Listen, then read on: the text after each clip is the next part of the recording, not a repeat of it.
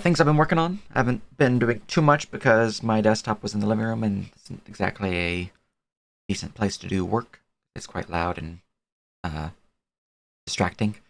But what I have done is I've worked on a bunch of monsters. So there's more monsters in the beast here, and I'm probably going to be doing another updated release for that soon, either this upcoming week or the week after. Um, Also, be looking on getting more of those monsters uh, on the world, not the world anvil, on the Google Drive. Everyone else can access them easier through just like individual monster sheets. Um, Also, going to be doing another map drop my maps onto the uh, Google Drive as well. I've updated the character sheet, so now it lists sanity as well as initiative on the character sheet. It has a few more slots for various things such as resistances, immunities, attacks, options, um, additional tools. Because I know people are probably going to have a lot of tool kits that they're proficient with. Um, yes. Went over a bunch of stuff with Legacy, which I'll imagine we'll get into at some point in the near future. What else have I done? Um, done some more work on the downtime system that's currently on there. Still not finished, but a lot of it is formulating in my brain where I can probably finish it with a good day of work. Um, Sounds good. Yeah, any monsters you guys have, just send them my way, and I will get them in the bestiary. What else am I forgetting? Because I know I'm forgetting something. Uh, bu- bu- bu- bu- bu- bu- Um, I've been doing more tests with the experience system, with how that's been working out. As it stands, it might actually be a little too easy to get experience. So I might need to adjust some of the numbers a little bit. But uh, if other people have used it, I would like your guys' opinion on where you think it stands.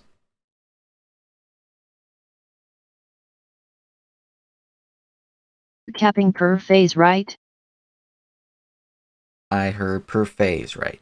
What was the first bit? Recapping level per phase? We're definitely going to have a soft cap. Um, After the cap is reached, we'll have another discussion. But very least, first phase will have a level cap. Yes.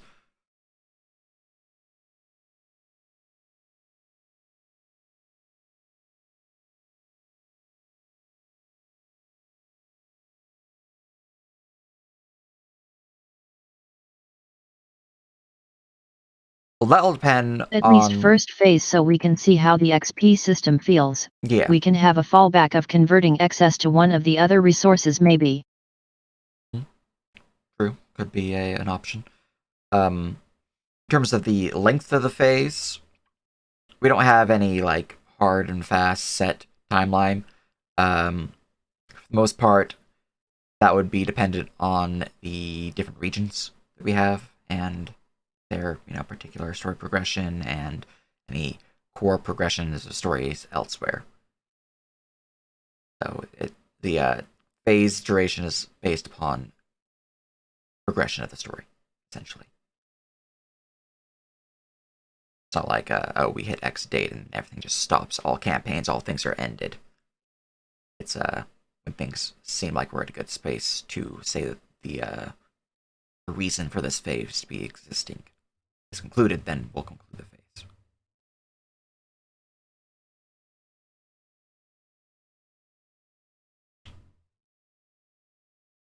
Da, da, da, da, da, da, da. Um, my mind's blanking a lot right now. So let's go over the stuff that we went over. You and I Legacy, the lore drop stuff. Yes, spoiler alert. Well, I continue to Google, not Google, but look through my notes to see what I'm missing.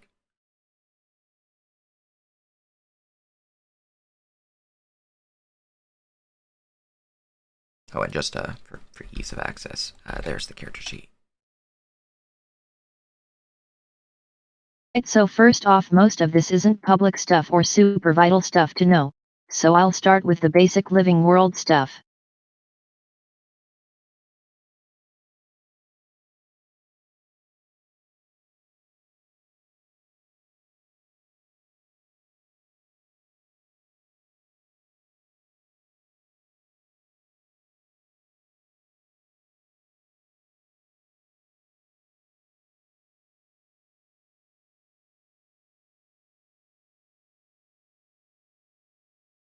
Mm-hmm.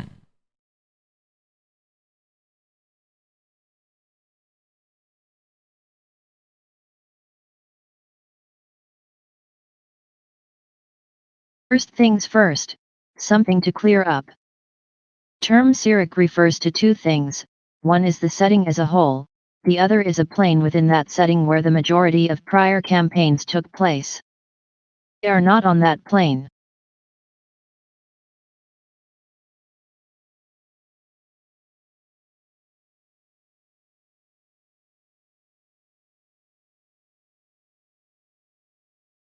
Yeah, I mean, Syrik, Kydrin, uh, all the elemental planes of existence. So, Mjarhanin, Swakane, Yolvor, and Ibershon. Uh, and then, some other planets. They're all planets. One could call them planes, because that's like one way to look at it. One could call them planets. Um, and our understanding of like Earth and Jupiter and Mars and all that good stuff, they're planets. They're all habitable planets, and they exist within the prime material plane. So think of the prime material plane as like, uh, our universe, our dimension of existence, while like the abyss is an alternate dimension. So it is not on the prime material plane; it's the abyssal plane.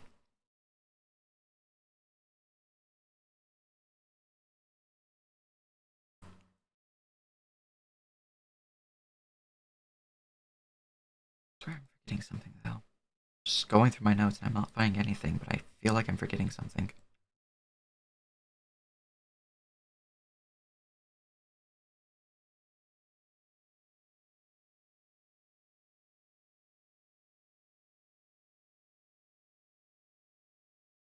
I talked about item crafting last week, right? I feel like I had.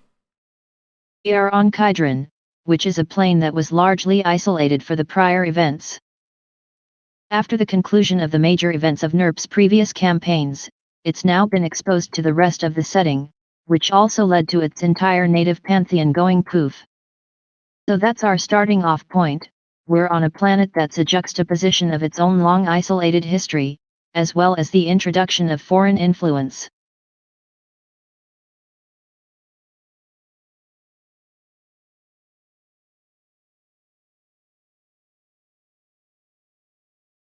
Mm-hmm.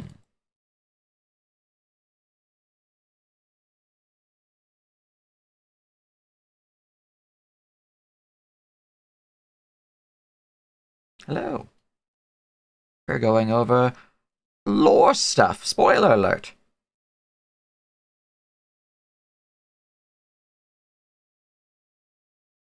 So it's overarching lore, so the DM is probably pretty helpful to know.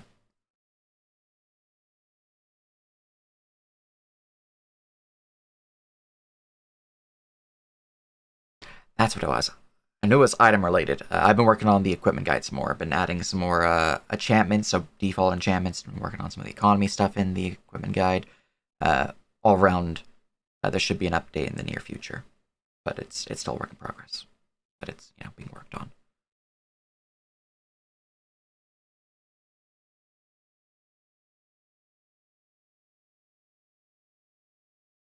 Yeah, yeah. There was some just like a heads up. I've been working on some numbers and stuff, and we also were doing some uh, wealth per mission type calculations, which is in the document, so that those actual rule sets are more for like part-time DMs, so they can get a gauge on what they can provide. Also, as a guideline for actual campaigns and whatnot, but it's mostly for part-time.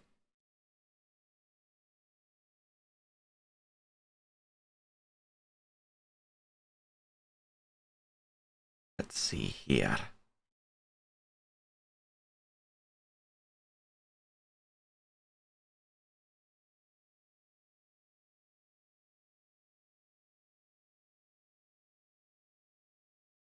That said, the basic themes of Kydron are that there's a lot of open room for us as game masters and staff to add to the planet. Even the starting regions aren't the only ones present, there's a lot more areas that aren't initially defined. Each region can cater to specific themes and tropes, with the overall setting of the plane and of the Syrik setting itself being more of a backdrop for different games and themes to be linked together.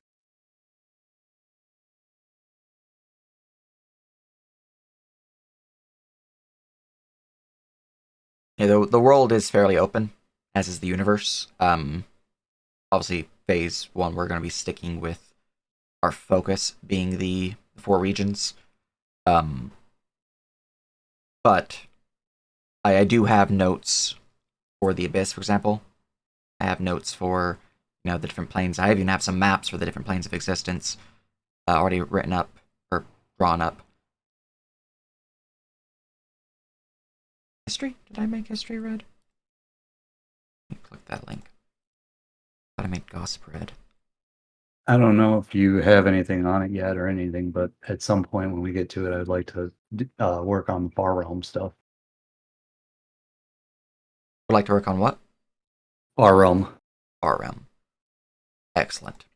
Far Realm is definitely something that you and I can work on. Yeah, that's later phase idea stuff. Yeah. Yeah, Far Realm is more of a.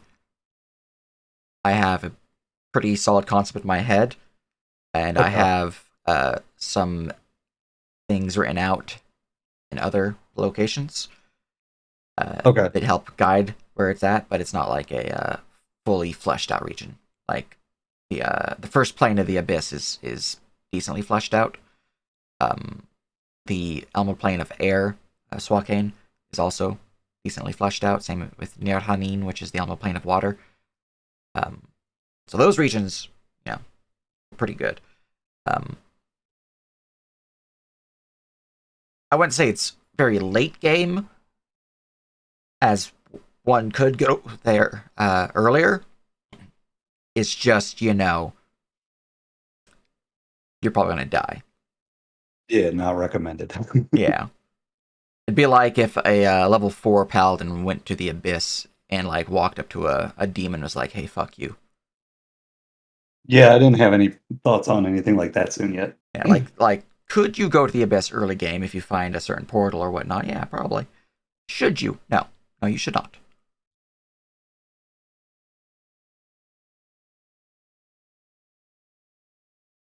But in terms of tier, definitely mid to late game.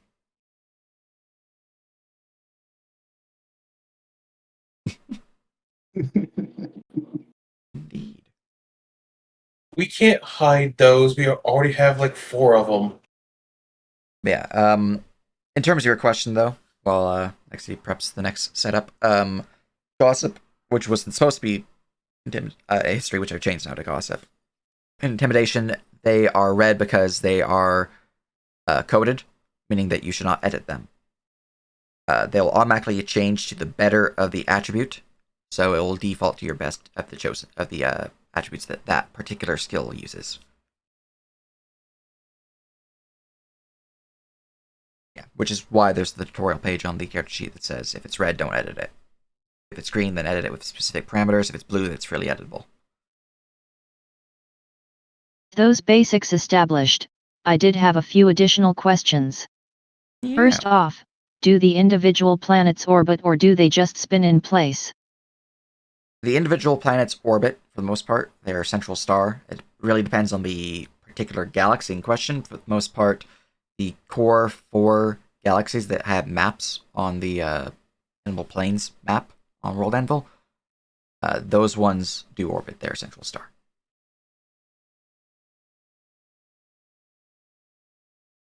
So basically yes, but magic can kick in sometimes. Yeah. I mean, there's certain regions in the galaxy that have been heavily impacted by the God Wars of the past, to the point where they are just like wild magic up the wazoo. It does, like, reality is broken there, or physics don't really exist to the point where they normally would. Just weird. Water turns into Worked for day-night thermonuclear cycles, so energy. don't worry too much about it. Just wanted to have that information in case someone asked. Indeed. Yeah, and for the most part, in terms of planets and their day-night cycle, just assume 24-hour cycle. Some will be different, but for simplicity, all the core planets, so Syrik, they have a 24-hour cycle.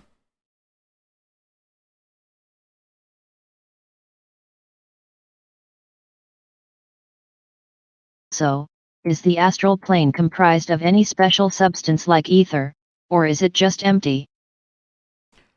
Depends on where you're at. The astral sea itself is just space. It's, zero atmo, giant, vast system of, outer space. There's going to be regions of it that are interesting, that might have particular energies or substances there that could theoretically be harvested, but that is so far in the tech level that it's Generally not. just vacuum thumbs up. Yeah, Yes, sometimes settings go with special substances, so it's good to set. Yeah, it's a thing.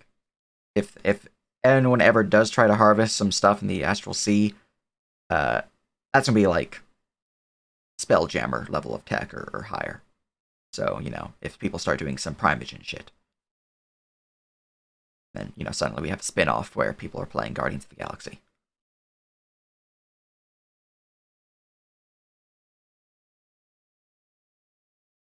It definitely takes deadliest catch then next level.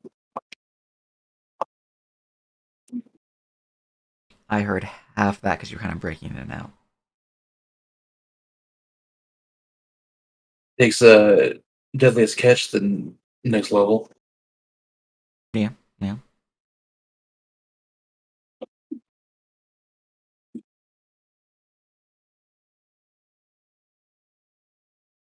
Mm-hmm. Let's see here.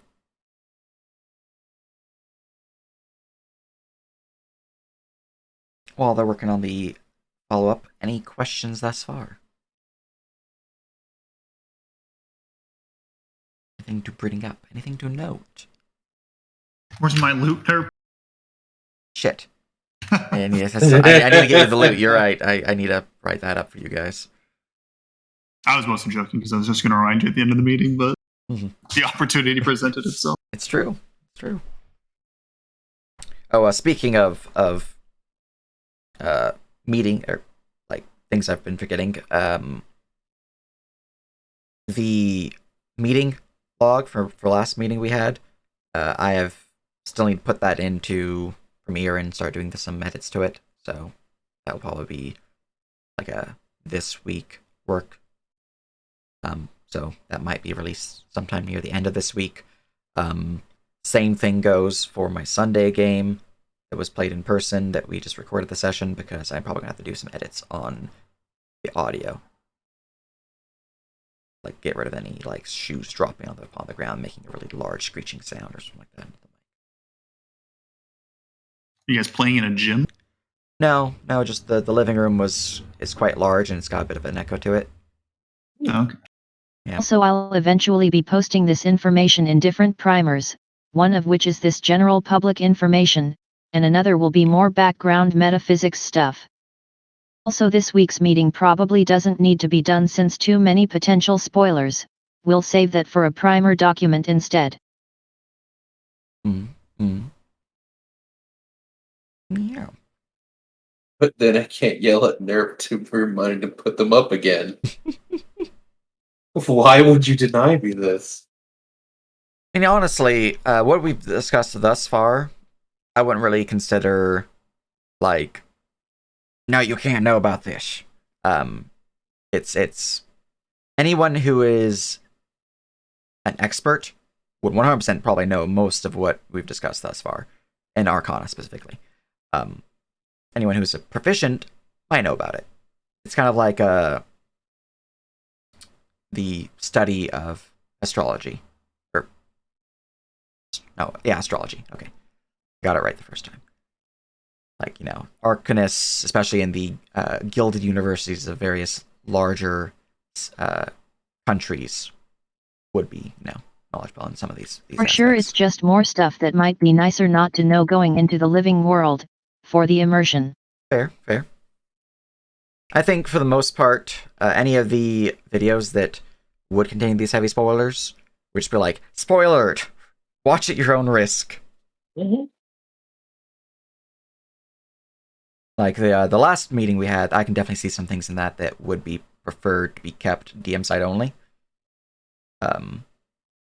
Which is what I'm working on, updating the thing for going into Premiere and whatnot. But this one, everything we've discussed thus far is things that players could, just know. Now, if we go into more detail about, Syrik and the Overdeeds and certain aspects therein, then, might get into hidden territory. But, just knowing about the metaphysics of the universe isn't that bad.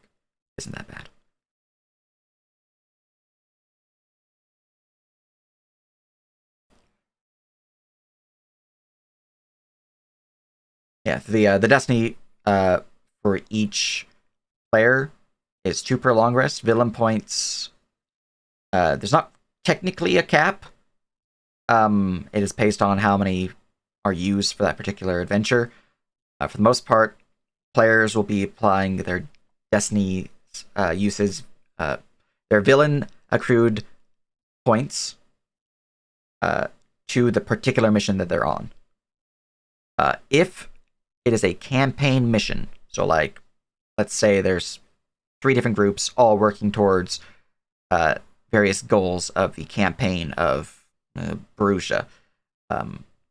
Those points gained, rather than going towards the particular mission, would be going towards the campaign, and the overseer of the campaign could then use those as necessary, or the people who are in those missions could use them as necessary. The DM running the mission can use them as necessary. We can't give Sitham those points. I mean, look. He's gonna drop the moon on Dueler. I mean, part of the usage for the campaign-based villain points are going to be discussed on the limitations and whatnot during mission meetings. Like, the most part, villain points are just used for bosses. Any boss rank creature you can assign villain points to, and then they can, use them. The alternate option is for campaigns, as mentioned, so like the Borussia campaign. We can have predefined uses of what you can spend villain points for. So, for example, the different, 3 different missions accrued you a total of, let's say 12 villain points. You might have one feature that allows you to use 6 of those 12 villain points to cause a blood plague to occur within the city of Karstein, which would then create multiple missions to then quell this blood plague and, cure it. And if left unchecked, well, oh boy, we have more stuff to deal with.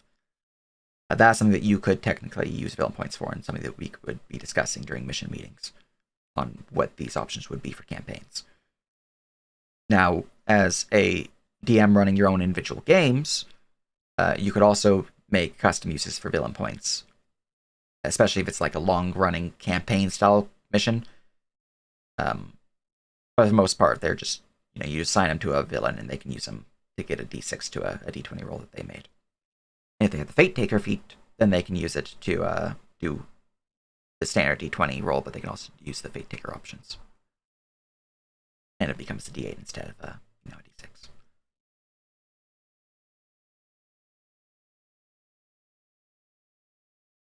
Now, if we ever get to a point where a particular campaign has 1,000 villain points, I think the players have gone a little too far and they have chose their own bed.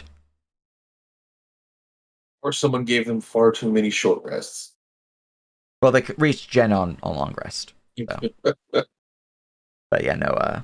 If we ever get to 1,000 villain points, I think whoever gave us that many villain points deserves a medal. Of you're now the new villain. And I'm half joking, by the way, but no, that if we ever reach 1,000, I'll be surprised. Like the highest I ever reached in one of my campaigns is 127, and that's because Sky and the Sunday group likes popping off. They're addicted. I think if we ever get 1,000 villain points, we're just going to drop rocks on them at that point. Now I can definitely see us reach. Yeah, I mean it's pretty bad. I can definitely see us reaching 1,000 during a campaign if the campaign has like 12 different missions all tied to it, and these missions are long running to the point where they're basically campaigns of their own right. But that 127 was garnered through like 3-4 years of play. So it's not something that's gonna be as common. Challenge accepted. I can see players being like, challenge accepted. Yeah, it's probably gonna happen, but I don't think it's gonna be common.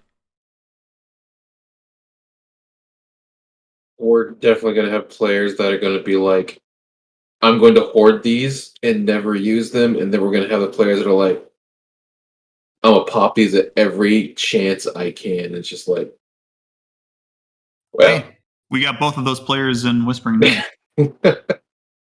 Yeah, so villain points themselves, they are assigned to bosses within adventures, or they're assigned to the campaign at hand, if it is a campaign, rank mission, or submission. So you're not going to have to worry about, just, I'm running a part-time mission and my players are, clearing out a goblin camp that's been attacking a nearby village. It's not really relevant to much anything else. And then they suddenly, use like 12 villain or destiny and gave us 6 villain points. That would just be assigned to the boss of that particular mission. It wouldn't be assigned to anything else.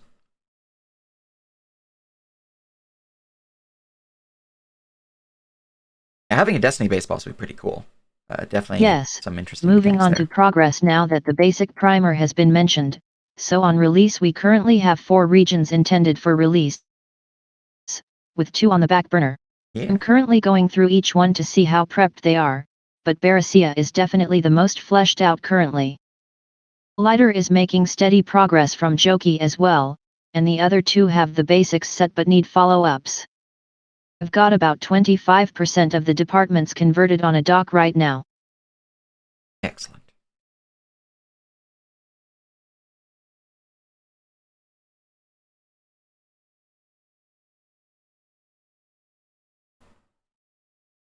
Yeah, no, death saves are the number matters, not the roll. So if you roll an 18 and Destiny up to a 22, you would be at 1 HP. Yes.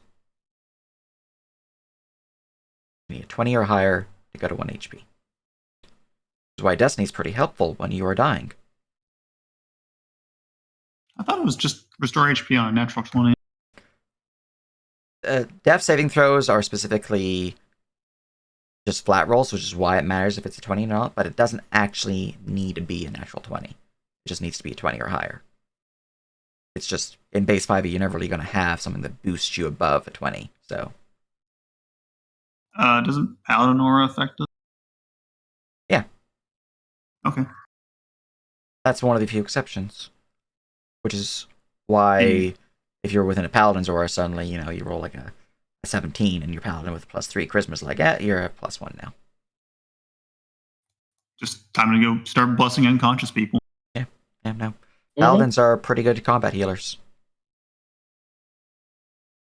Man, tier 3 is going to be fun with the yo-yoing.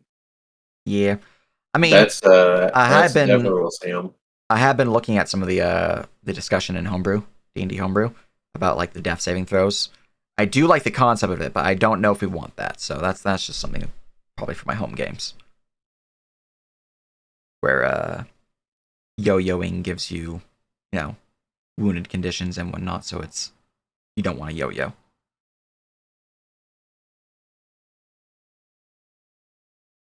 Well, if you do like second edition Pathfinder, like I think the wounded condition mostly just determines how close you are to dying rather than giving you actual debuffs. Yeah, the wounded condition in Pathfinder 2, I believe, gives you penalties on death saves, as well as like very minor debilitating effects.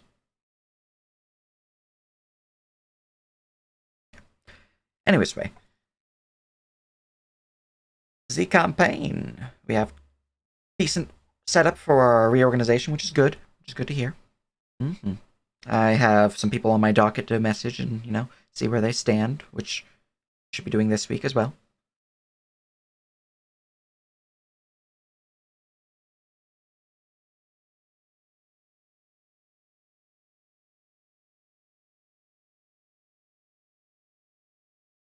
I mean, I can definitely see a fate check being required to gain exhaustion if you yo-yo like twice or 3 times into combat.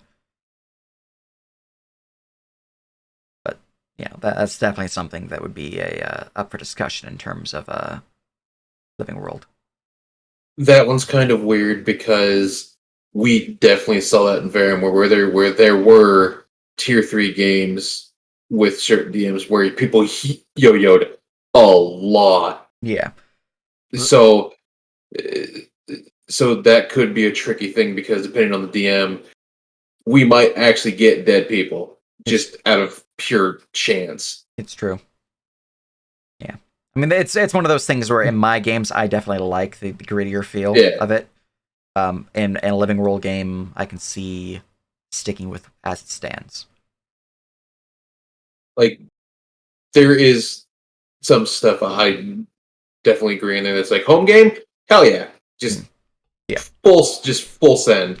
Living world stuff, there is some stuff we actively can't do because everyone would have to follow the same rules, same way of playing, and no one's going to agree to that.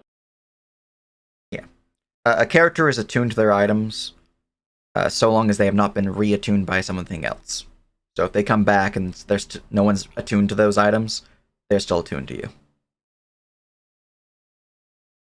Now, if, for example, you are dead, you lost all of your items, you're still attuned to them, but the villain has them, and then, at some point when you're back alive, they attune to them. Well, you don't have them to prevent them from attuning them, so you lose your attunement.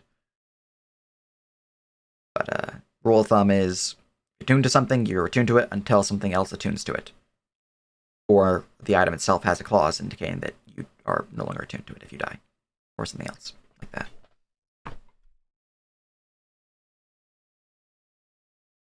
Basically, assume attuned unless otherwise stated.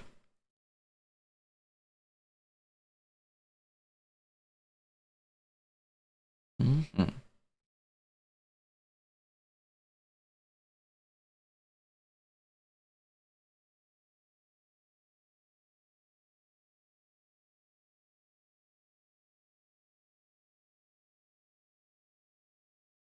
So good time to talk about this since Sky is here too with regards to RP events and NPCs. Yeah. The current thoughts on that are that RP events team will remain as a department that facilitates and schedules RP events as well as verifying, checking rewards, and the like. Will also be an RP events tag which just indicates that someone is trained and able to run an RP event. NPCs will be a separate sub-department, serving to document and verify NPCs and VI NPCs, with a separate tag to indicate people who are trained and interested in responding to NPC pings, whether established or improv.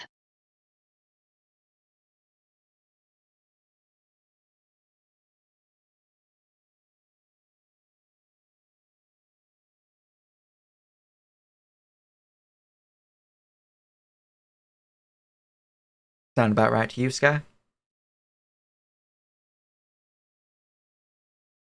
I mean, it sounded pretty good to me, but you've taken over the RP event, so. Mm. Reading comprehension 10 out of 10. Listening comprehension 7 out of 10. I would say my listening comprehension is like a 6 out of 10. It was close. It was close. 7's not far from 6. Yeah, having it being its own department where people who are interested are the only ones who end up getting that ping, I think is the best. I would like to have one of those like toggleable uh NPC tags so that if someone is interested in getting an NPC ping, they can just click it on or off depending if they're like on or off duty, basically, so they don't get it in the middle of the night. Easily done. Yeah, but besides that, the VI NPCs will probably be working very closely with political peoples, which I'm also a part of, so hopefully that will go smoothly. Mm-hmm. Which of these particular teams or departments or whatnot do you believe will have the largest workload?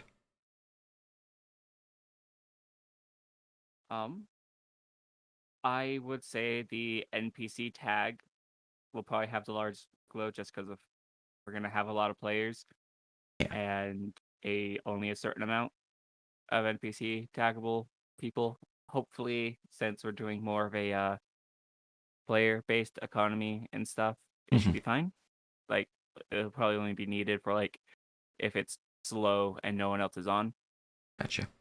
But people like to romance NPCs, That's so true. we're also gonna have to take that into account. The reason I asked is because the concept of RP Events team getting player slots or other witch rewards. Well, I'm trying to determine which particular tag should be the focus in terms of that benefit. Kind of like how full-time DM has the benefit while part-time does not. Of Well, character slot. the NPC tag is going to be more reactionary. It's also going to be a sub-department in RP events as a whole. So you're saying So I a think the full-time people RP who event are would be run- preferred.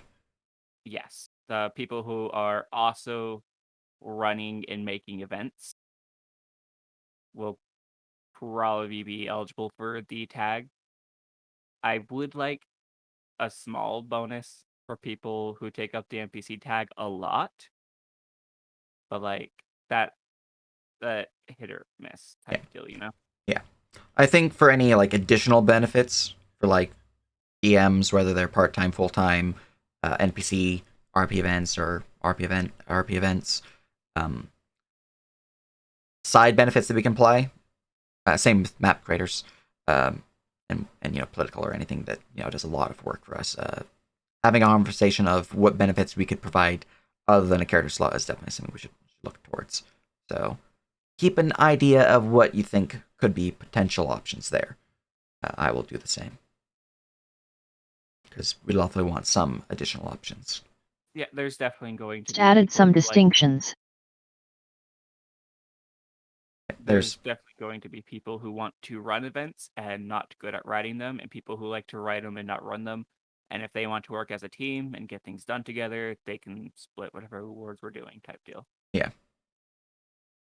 The events stuff that Legacy posted has been updated, so just have some new stuff to look over. Like if someone's writing up like 5 events a week but doesn't feel confident in running them, I still feel like they should be able to get the benefits of running full time, Yeah.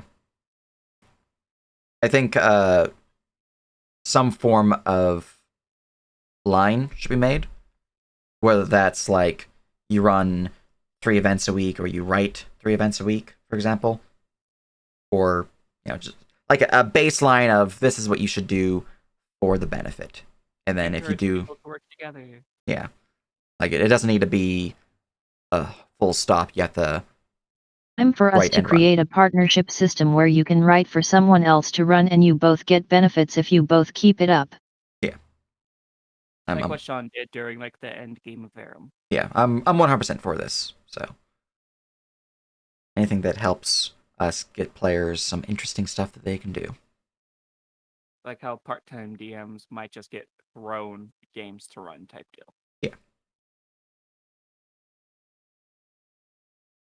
I mean, I'm probably going to be working on just some like flat here, have a bunch of missions to the mission document or which mission drive, and people can just pick them up.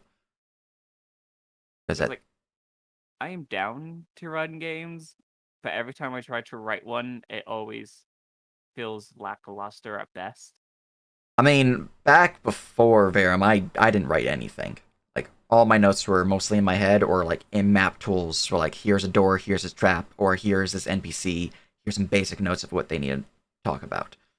Yeah, but with how we're doing kind of the DM management, we more or less require a certain write-up Yeah, to an extent. which actually reminds me of something I I'm wanted to personally bring. down with the baseline, but that's not my department. Yeah, one of the things that should help us a lot in terms of what needs to be written out would be, which is something I've been working on, which is something I actually forgot to mention, the player journals. These will help us mitigate the requirements of post-game reports or anything like that because, well, players are writing journals and they'll be getting benefits for said journals. I'm still working towards the rewards of said journals, but like how and Sunday, Ryan, draws the recap and we give her points for that, or how back in like Drunken Sailing, people wrote journals and I got them experience or whatnot for that. That'll definitely help us in terms of what happened in sessions. It'll help us determine key information that might have been learned, which will Off the top of help. my head, I would say that maybe whatever, like the minor prestige influence, I think, so, like the regent influence, Yeah, the should be influence system. awarded for journaling as like a reward of like bards telling the story that they've written type deal. I can see that. Influence being rewarded for journals.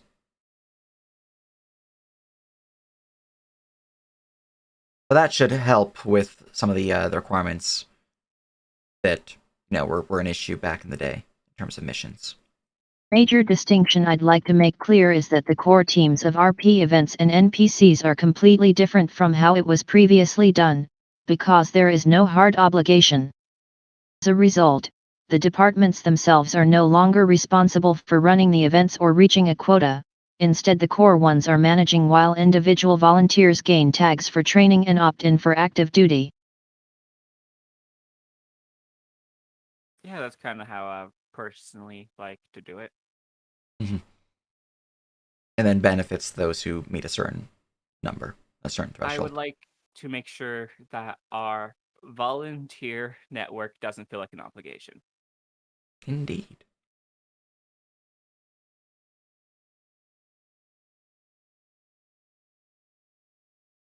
The result, any benefits should be linked to the individual tags, for example how many events you've written/run, rather than just because you have a tag, so the tag is never a chain. Yes. Yeah, based off performance, not by tag, yeah.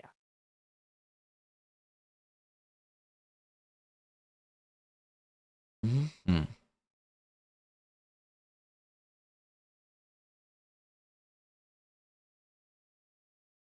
See here. Any thoughts thus far? Things to bring up? Things to note? And of course, I'm always more than happy to be down with discussion or changes regarding this. Just I've asked around, it doesn't seem like anyone else wanted to be the RP head, so I'm down to step in while Shrub's away. Mhm. Speaking of which, who's running all Argos? Currently, the position is Hello. open, but I'm default head, as I am with Eldiria. I just totally forgot that he was also in charge of Mhm. that region. Yeah. And I mean, the region itself is pretty flushed out. Don't really have a lot of work going on required there, but people to run the actual campaign, currently I'm default right now. I'm probably going to poke you about those two LOL, to figure out the state of it. Mm-hmm.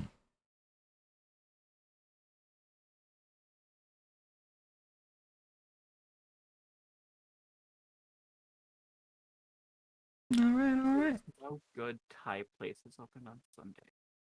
I know Sunday's a cursed existence in Utah. If you ever want any good food, you have to wait till Monday. I feel like most of Utah is just a cursed existence. It really In Yeah. general, lots of work to be done to make sure everything is set for actually running as a living world, but we're doing good. Also, most excellent reincarnation is quite helpful to have a table for. I had one of those for Pathfinder, but it isn't translatable for 5e. All the races I had in Pathfinder.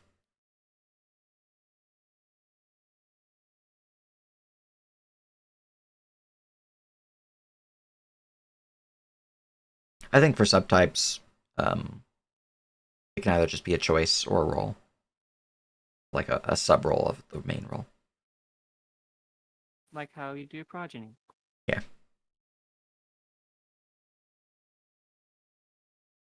I read Does anyone have any other questions for any of the topics discussed here, or just about the setting in general while NERP's here that I can add to the primer?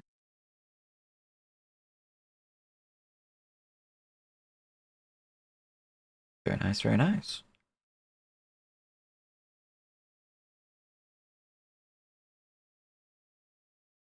Hey, Sage. Yeah. How's the shift link coming along? Fuck. I forgot to do that. Let me add it to my firehouse.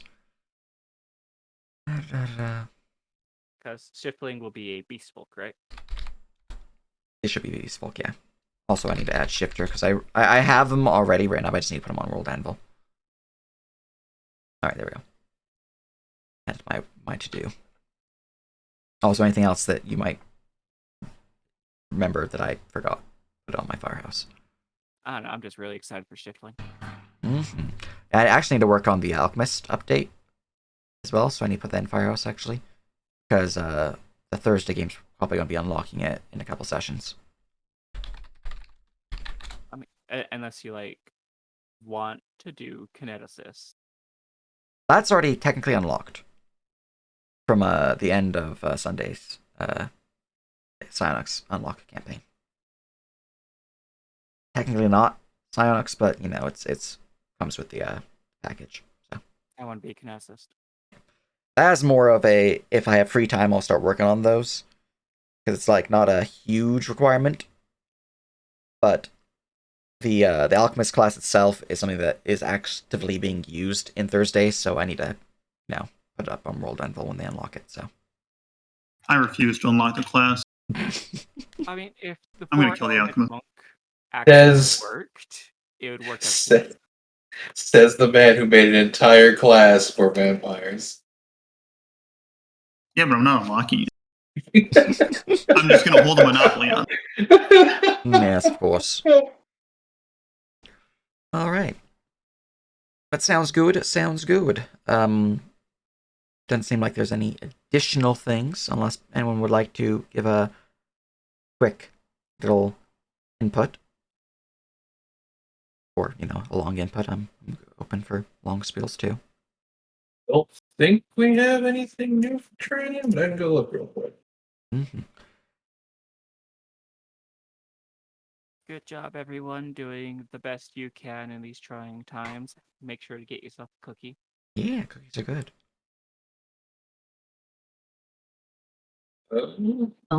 I'll just be following up with you on the regions after the meeting if you have time, although you have your game today. Yeah, I have a game today. Everyone take care and stay safe. Well, Indeed. nope. Outside of Duke, who is doing RP stuff, which is on Sky, that's about it. All right. Sounds good. Oh yeah, I need to make sure Duke's caught up to date. Very nice, very nice. Also, congratulations with your completion of college, whether that be the semester or in general. As for your thing, Legacy, feel free to send me anything. I'll be prepping for my campaign tonight, so we'll be busy for the most part, but I'll respond when I have the time. So, as is standard, feel free to send me anything you need to discuss, and I'll get to it when I get to it. What's up? We'll sit down tomorrow or during the week. Definitely. Yeah. Other than that, though, Appreciate everyone's faces, all the help you've been providing, all that good stuff. I'm gonna close things out here. Blah, blah, blah, blah.